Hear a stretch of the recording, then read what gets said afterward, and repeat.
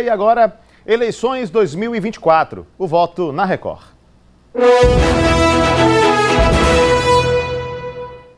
O Balanço Geral Sergipe dá sequência à série de sabatinas com os candidatos a prefeito de Aracaju. A ordem foi definida por sorteio na presença dos representantes dos partidos.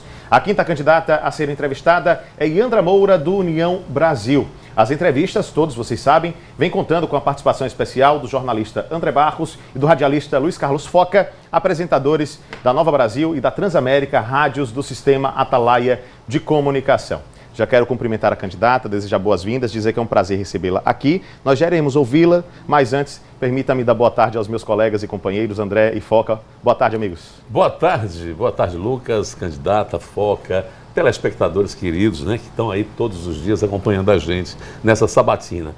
A sabatina é de igual para todo mundo, tá? Exatamente. Aqui a gente faz as perguntas, o candidato diz o que pensa e vamos em frente, viva a democracia, né? Vamos tocar o barco, como a gente fala na Transamérica. Boa tarde a todos, boa tarde a você ligado na TV Atalaia.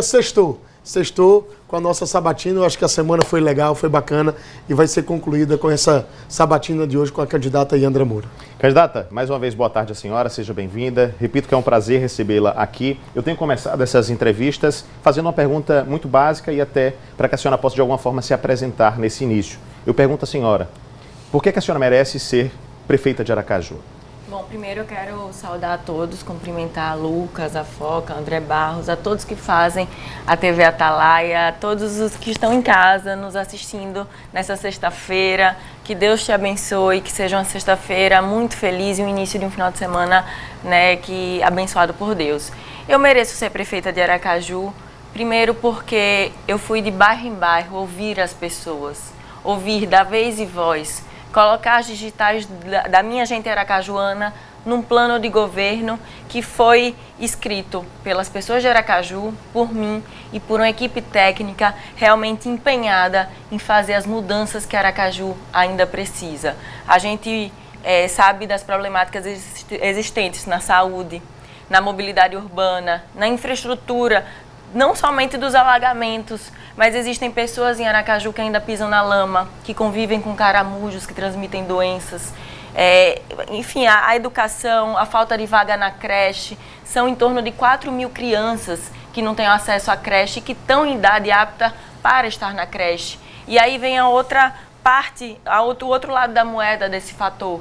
Quantas mães estão impedidas de trabalhar por causa desse número absurdo de crianças impedidas de estar na creche? Então, com muita responsabilidade, a gente deu vez e voz, eu estudei, me preparei para este momento, me preparei para ser a melhor prefeita que Aracaju já teve, como outros jovens têm feito nas suas capitais, né? E a gente pede essa oportunidade, a oportunidade de fazer acontecer, de ter uma prefeita que não vai estar dando desculpas para você, para a sua situação, para o problema que você enfrenta no seu bairro. Uma prefeita que vai puxar para si a responsabilidade e resolver o que tem que ser resolvido. Primeiro, eu acho que essa oportunidade, né, da senhora vir aqui nos conceder essa entrevista, aliás, nessa sabatina, e qualquer um dos candidatos que disputam a prefeitura de Aracaju, é para falar sobre as problemáticas da capital, as soluções para esses problemas e também falar dos assuntos espinhosos, das polêmicas que com certeza vão permear a disputa eleitoral. A pergunta é a seguinte, o seu pai, dizem que ele manda e desmanda lá no governo do Rio de Janeiro. Ele vai mandar em uma eventual gestão da senhora na prefeitura de Aracaju? Bom, Foca, essa informação, se ele manda ou desmanda no Rio de Janeiro, eu não conheço, não a tenho. Mas quem vai mandar na prefeitura de Aracaju é a prefeita Yandra. Sou eu que darei todas as ordens de acordo com o que a gente conversou e continuaremos conversando com o povo, com a nossa gente aracajuana, com o funcionalismo público, com as categorias, com os empresários que geram emprego e renda na nossa cidade, que a gente sabe que está deficitário, o nosso setor de comércio e serviços está fragilizado. E a gente vê esses dados, né, ressoarem de forma negativa em toda a nossa Aracaju. Então, é isso. Serei eu e Yandra, de acordo com o que a gente ouviu e viu e de acordo com o que a gente vai continuar conversando com nossa gente. Bem, a minha pergunta vai para um fato, que é uma constatação.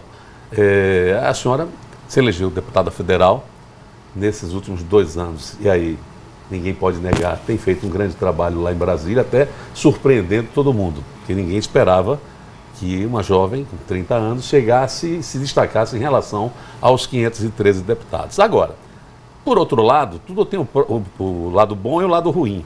Eu tenho ouvido alguns comentários, tipo assim, mas acabou de assumir como deputada federal, por que ela já quer largar e já vir para a prefeitura? Que interesse é esse, né? Não seria bom concluir o mandato de federal para depois pensar, talvez, lá na frente, num cargo executivo? E foi a mais votada, né, da história, exatamente, inclusive. Exatamente. E só faço uma observação, a senhora disse que vai ser uma das prefeitas, não vai ser a primeira, se for eleita, né? Amém. Que Aracaju nunca teve, né? Uma mulher prefeita aqui, né? Não, veja, eu fico muito agradecida, sou muito grata ao povo sergipano pela generosidade de ter nos escolhido para representar as mulheres e os homens sergipanos na Câmara dos Deputados, né? E agradeço a você pelo reconhecimento de um trabalho realmente com muito esforço, com muita dedicação. A gente conseguiu bater metas que antes muitos deputados que passaram pela Câmara não conseguiram, né? Eu tenho muito orgulho desse mandato que eu exerço. Estou licenciada, mas que exerço, né? Mas a gente, desde o primeiro momento em que a gente ganhou para deputada federal, desde a campanha, na verdade, mas o povo aracajuano sabe que eu não arredei o pé de estar nas ruas de Aracaju e dos municípios também, né, que nos ajudaram, que nos apoiaram, de todos os municípios sergipanos, mas em especial da nossa Aracaju. Todo mundo se lembra do Felicidade que a gente fez. Todo mundo se lembra dos novos caminhos para Aracaju que a gente construiu para esse plano de governo. Todo mundo se lembra que eu fui pisar na lama com as pessoas. E a partir dessa andada, dessa oitiva, foi que a gente entendeu, né? Eu quero aqui relembrar que a minha pré-candidatura não nasceu de um gabinete, nasceu das ruas, do chamado das pessoas. E atendendo a esse chamado é que eu me coloco à disposição para ser a próxima prefeita de Aracaju, honrando sim meu mandato de deputada federal, mas podendo agir de forma mais intensa a transformar a vida do meu povo. A senhora acha que vai ser mais útil como prefeita de Aracaju do que como deputada, não? Não, veja, são dois papéis distintos, né? A gente que é deputada federal, a gente trabalha no legislativo, a gente faz leis, destina recursos, mas não executa na ponta. Por exemplo, aqui em Aracaju recebeu recursos na saúde, para os hospitais filantrópicos, para o meio ambiente, assim como os municípios, para as mais diversas áreas, para se desenvolverem.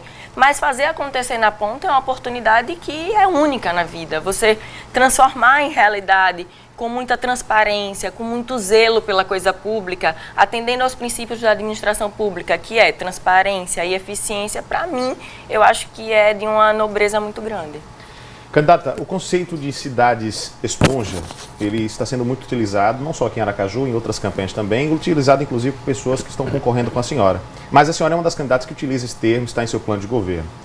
Só que, no momento de falar como funcionaria essa cidade esponja em seu plano de governo, a senhora cita, por exemplo, a criação de depósitos de água em prédios das regiões que mais ficam alagadas aqui em Aracaju.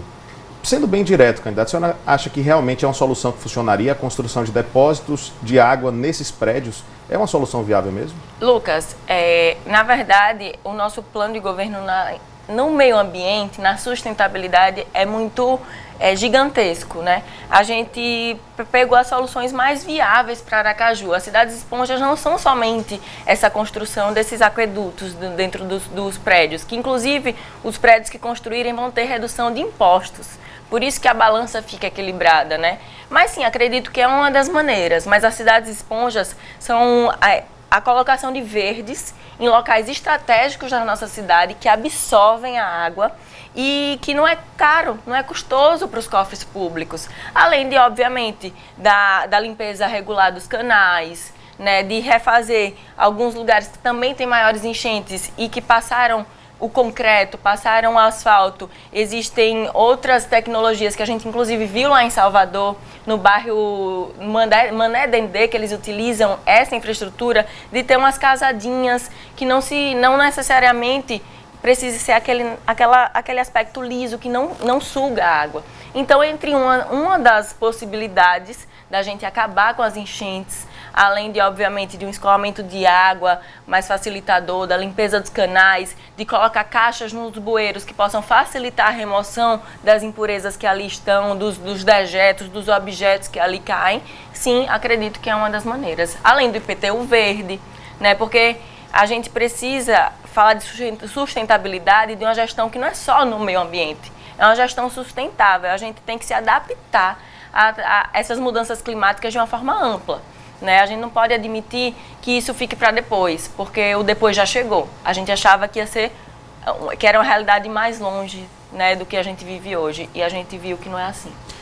Candidato, na última quinta-feira, o Conselho de Ética da Câmara dos Deputados orienta, aconselha que o plenário da Câmara opte pela perda do mandato do deputado federal Chiquinho Frazão, Chiquinho Brazão, perdão, que é apontado como o principal suspeito, aí é o mandante do assassinato da vereadora do Rio de Janeiro, a Marielle Franco. Inclusive ele ligadíssimo à milícia do Rio de Janeiro. A pergunta é a seguinte: lá no mês de abril, a senhora não foi votar, né, na manutenção da prisão de Chiquinho Brazão. A senhora não foi para a Câmara dos Deputados, né, realizar o seu voto. Foi o que aconteceu, que a senhora faltou naquela sessão?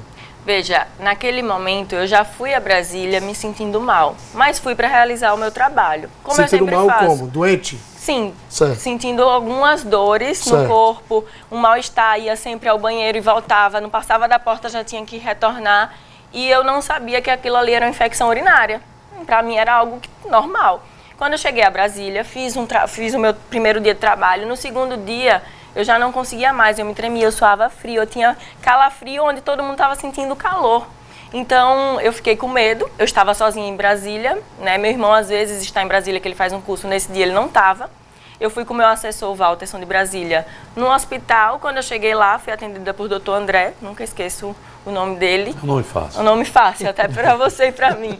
Não esqueço. E lá ele disse, olha, o quadro aparentemente é de infecção urinária. E aparentemente não está dos níveis mais baixos, porque você brincou.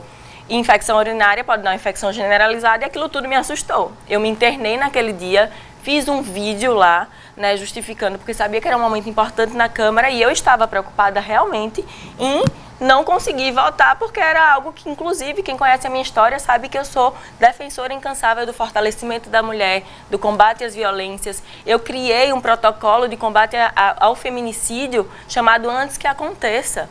Né? Eu fui uma das 3 deputadas a criar esse protocolo, que é seguido hoje no Brasil.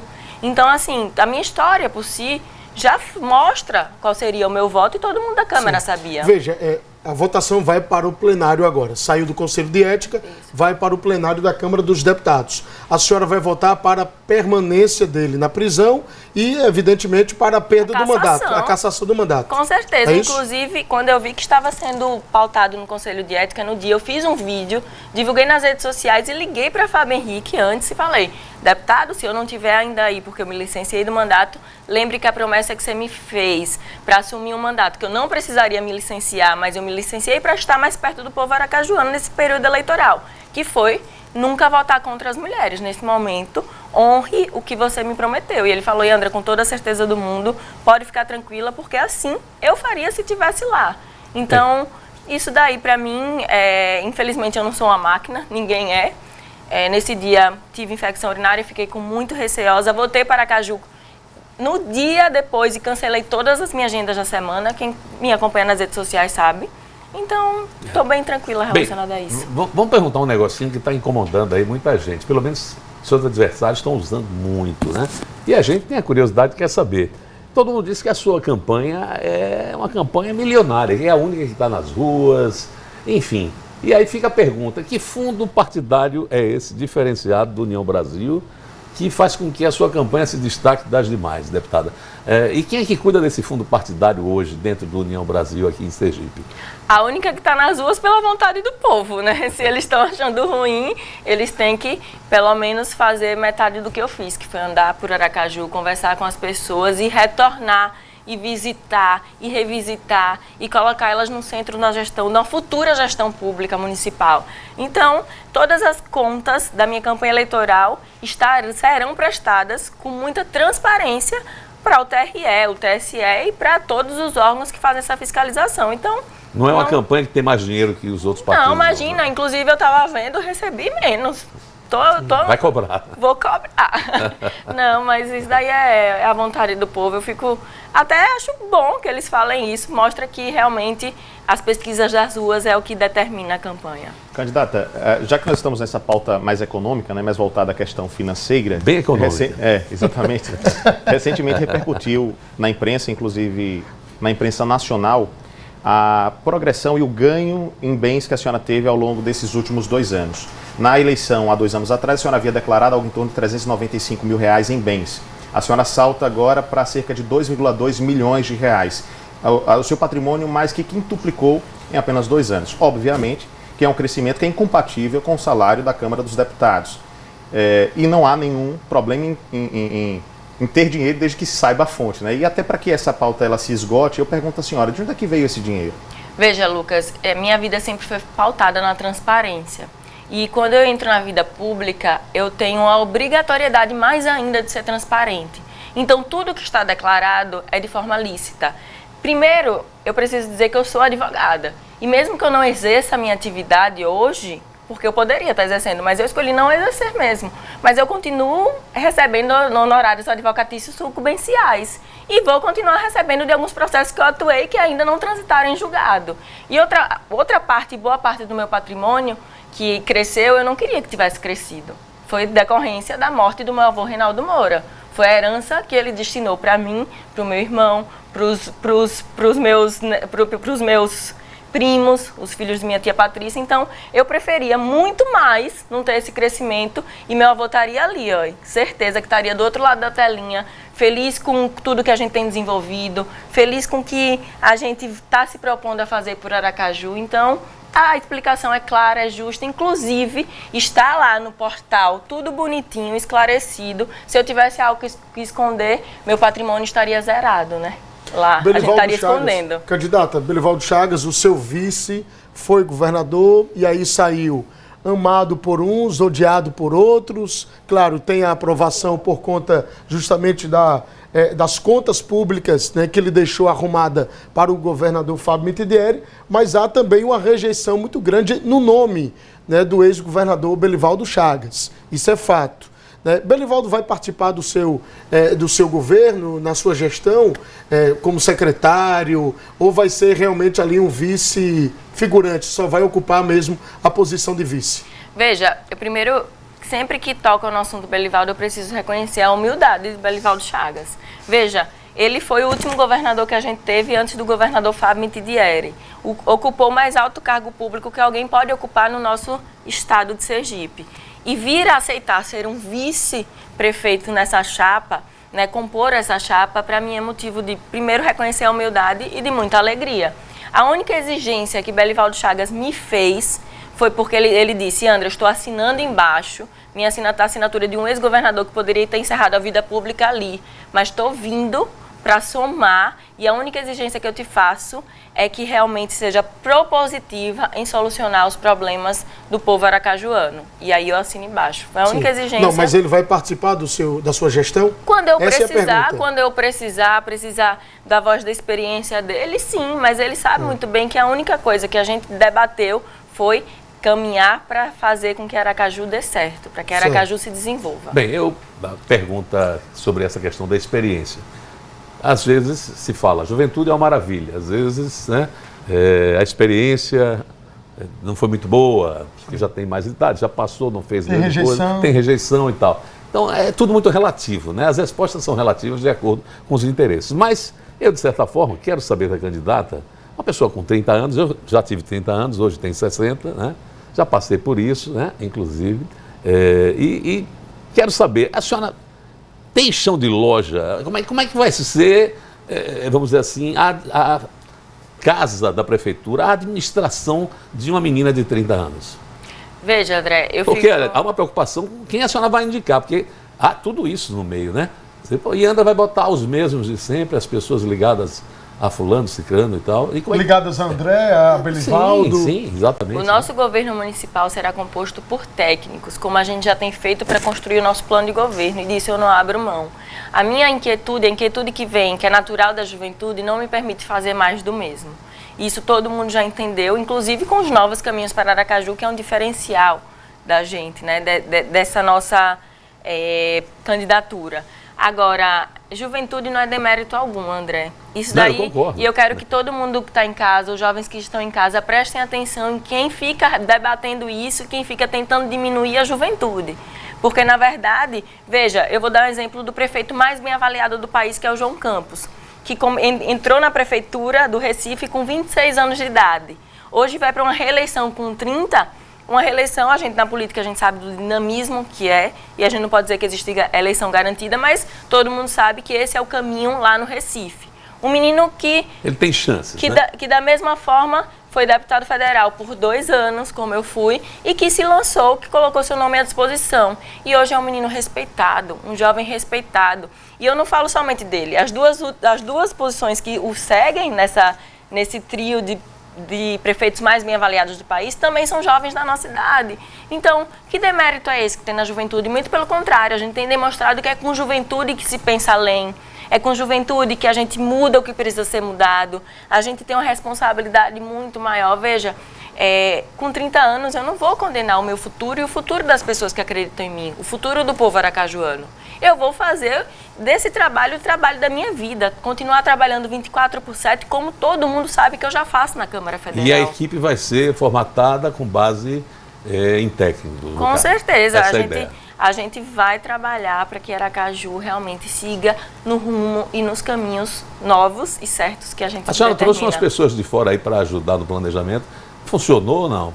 Funcionou, veja, a gente compôs a nossa estrutura de plano de governo de pessoas formadas na UFES, na Universidade Tiradentes, técnicos nas mais diversas áreas, categorias de funcionalismo público, mas também trouxemos a exemplo do Jorge Melguizo, que é o maior urbanista social do mundo, né, que transformou Medellín, a Medellín do tráfico, a Medellín das drogas, em a Medellín das oportunidades. E Jorge Melguizo, inclusive, faz parte do governo do João Campos, lá no Recife, do JHC em Maceió, fez parte do governo, inclusive, da atual presidente eleita do México, quando ela foi da cidade do México. Então, trouxe Jorge Melguizo. Sim, a gente botou no plano de governo vários projetos que a gente vislumbrou juntos, como Mãezona, que são 3 polos de creche, um em cada zona de Aracaju, que garante o acolhimento de 4.000 crianças, zerando a fila de creche, né? E ainda dentro desse projeto Mãezona, a gente vai dar cursos técnicos profissionalizantes para as mães que estão desempregadas. A gente estabeleceu um tripé fundamental para a gente progredir enquanto sociedade, que é educação, esporte e cultura. Com esse tripé, a gente vai ver que, inclusive, essas taxas de criminalidade caem absurdamente na nossa sociedade. A gente vai precisar de uma guarda municipal forte, é óbvio. Fazer concurso público, aumentar o número de efetivos.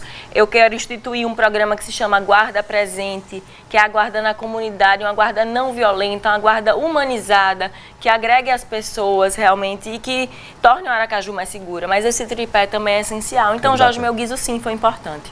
Candidata, nós estamos já caminhando para o final da entrevista, mas eu queria puxar mais um tema aqui do seu plano de governo, que é o tema mobilidade urbana. No momento em que a senhora fala, por exemplo, sobre a infraestrutura do transporte público que nós temos, a senhora, no seu plano de governo, traz a informação que seria necessário unir o Departamento de Infraestrutura com o Departamento, a SMTT, por exemplo, formando um Departamento de Mobilidade Urbana. O que seria esse Departamento de Mobilidade Urbana? A IMURB e a SMTT, por exemplo, funcionariam juntos agora? Seria uma coisa só? É um departamento a mais? Algo a mais criado dentro da gestão? Como é que funcionaria isso? Veja, na verdade, é o que a gente, inclusive, trazendo os conhecimentos de Jorge Melguizo, que é unir as secretarias, que as secretarias possam estar debatendo juntas e transformando essa realidade juntas. Mas, de fato, estruturalmente, a gente quer unir a SMTT para que a gente possa fiscalizar e ter um trânsito que flua melhor. A gente sabe que, na verdade, muito dos problemas do trânsito hoje, que está absurdo em Aracaju, é porque o nosso transporte público não funciona de forma digna para a população. Uma licitação que não sai do papel, que os órgãos de controle sempre embargam né, uma licitação, ônibus sucateados, ônibus que não tem ar-condicionado. Então, a população que pode optar por andar com seu carro, com sua moto, vai preferir. E a gente quer, na verdade, transformar isso para que a população de Aracaju possa optar e muitas pessoas retornarem a utilizar o transporte público. A gente tem uma inovação muito bacana que a gente vê fora, que é integrar e fazer com que as pessoas em um determinado prazo, horas, possam utilizar o transporte público várias vezes para chegar no seu local, né, tarifa zero para os estudantes. Tudo isso vai fazer com que retorne ao transporte público e diminua esse tráfego que está muito grande, né, tráfego de veículos. Mas também integrar essas secretarias junto com a SMTT para que a gente possa estar sempre fazendo uma mobilidade que seja sustentável, que seja mais humana, que traga mais dignidade até mesmo para as pessoas irem trabalhar, para as pessoas fazerem, né, o seu dia a dia mais tranquilo. Já quero agradecer a senhora pela presença. Debater e falar sobre Aracaju é um tema que sempre rende muito pano para manga. Agradecer aos meus colegas. Foca e André, eu encontro vocês na próxima segunda-feira. Segunda-feira, com certeza, a gente faz uma nova sabatina, né? E é importante, o povo de Aracaju está ouvindo, está escutando com atenção, vendo quem tem projeto, quem não tem, quem vive de gogó, né? E quem vive de realidades. E a repercussão de toda a sabatina acompanha na Rádio Transamérica, na Rádio Nova Brasil. Candidata, mais uma vez, obrigado. Muito obrigada. Posso concluir? Pode, por favor. Muito Tem 30 obrigada. segundinhos. Gente, eu quero agradecer essa oportunidade de estar debatendo os problemas de Aracaju. O tempo é muito escasso para tamanha profundidade dos temas que a gente abordou e que a gente precisaria falar. A saúde, por exemplo, sempre em primeiro lugar. Vamos inaugurar o primeiro hospital municipal tipo 2, acabar com essas filas de espera gigantescas para a saúde, acabar com a falta de medicamento. Saibam que aqui tem uma jovem mulher que tem trabalho, que tem propostas realmente, que não fica só no blá blá blá, como a gente tem a candidata Emília, que é boa em discussão, que é boa em brigar, mas que nada fez para mudar a realidade de Aracaju. Candidata. Muito obrigada. Na próxima segunda-feira, gente, a entrevistada na Sabatina, aqui no Balanço Geral Sergipe, será a candidata do PT, Candice Carvalho. Lembrando que a ordem das participações foram definidas por meio de sorteio. E o Balanço Geral está chegando a mais uma paradinha, você fica aí, eu volto já. É jogo rápido, a gente volta já já.